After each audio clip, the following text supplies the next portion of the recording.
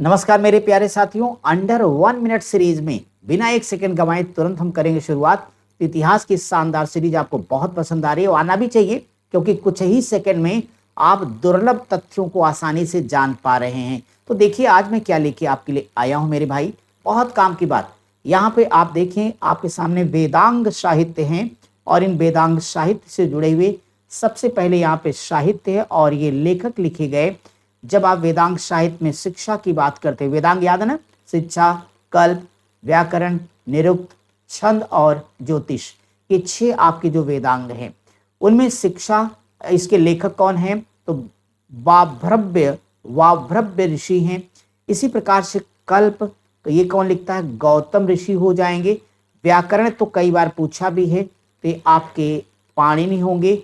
निरुक्त भी कई बार पूछा गया, तो याद रखिएगा यास्क लेखक हैं। और छंद के आपके पिंगल मुनि होंगे।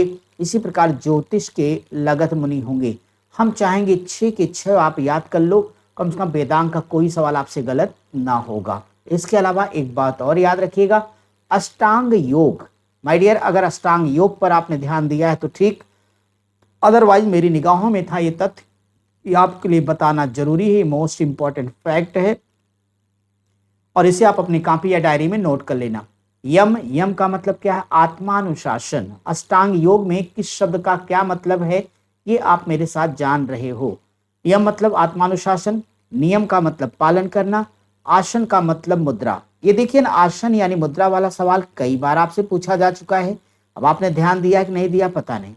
प्राणायाम यानी श्वास नियंत्रण, प्रत्याहार मतलब अवरोध और धारणा का मतलब मन को स्थिर करना। ध्यान मतलब तन्मयता है यहाँ पे, और समाधि मतलब पूर्ण तन्मयता है। तो मेरे साथियों, अंडर 1 मिनट वीडियो कैसा लगा कमेंट करके जरूर बताइए, और इस तरह की लगातार वीडियो चाहिए तो कमेंट बॉक्स में केवल वाई को टाइप करिएगा।